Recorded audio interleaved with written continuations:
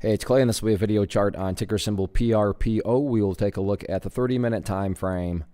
Real quick, what do I mean by 30-minute in case maybe you're new to charts? Instead of each one of these candlesticks here representing 1 day's worth of price action, which is what you would normally see, each one represents 30 minutes. So all this here may look like several days worth of time. It's actually today's price action broken down into 30-minute time slices. I like to this time frame that does a good job of telling the quote-unquote story of the price, and then makes mapping out levels of support and resistance a bit easier to see. If you just say, Clay, look, summarize this for me quickly, to use some technical jargon or just kind of trading terminology, this thing was a total gap and trap. What do I mean by gap? Well, first off, I mean the price closed on Monday down here, and then this morning, Tuesday, opened up right there. The price actually made its way all the way up here. Some poor souls were buying up around there, and then from there, it just turned around and totally collapsed. So definitely a gap and trap would be the most efficient way to summarize thing. Is the total chart ruined? I'm not going to quite go that far, and I'll explain why with that, because to be fair, 16 cents is still in play. What do I mean by 16 cents being in play? Well, while I'm not saying this will occur, this will, help kind of illustrate things.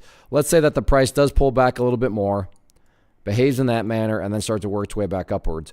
What would you have from the big picture of things? Emphasis on big picture. Well, you'd still have a set of lows there. You'd have lows there, and then you'd have lows down there. If you envision each of those as stair steps, well, hey, like I said, to be fair, from the big picture perspective, the price would still technically be, working on building higher bases and trending upwards.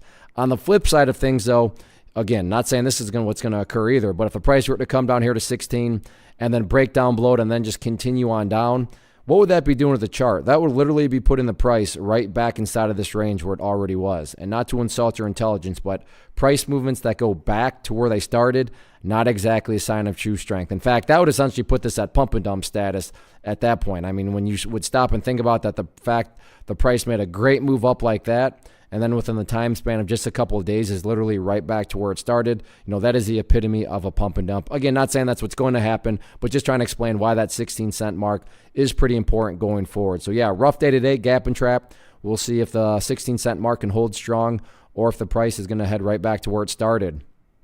One of the biggest questions that I get is, hey Clay, how do you find the stocks that you trade? So what I've done is put together a free resource guide where I talk about the tools that I use to locate stocks that I find interesting and think may have potential. So if that sounds like something that could add value to you as a trader, then click on the image that is up on the screen right now and I will email you the guide. The guide itself is very short and to the point, and best part, it's completely free.